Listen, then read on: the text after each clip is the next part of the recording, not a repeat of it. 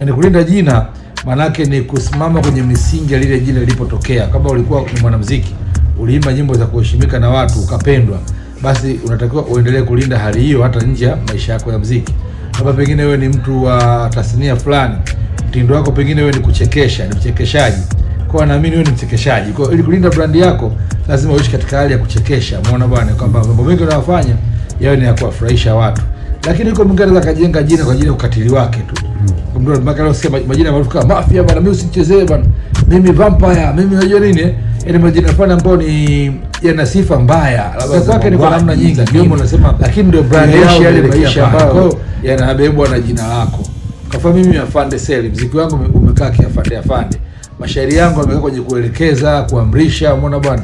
Lakini mimi ni Mfalme Rhymes, mashairi yangu yamekaa kwenye kuiongozi, kuelekeza.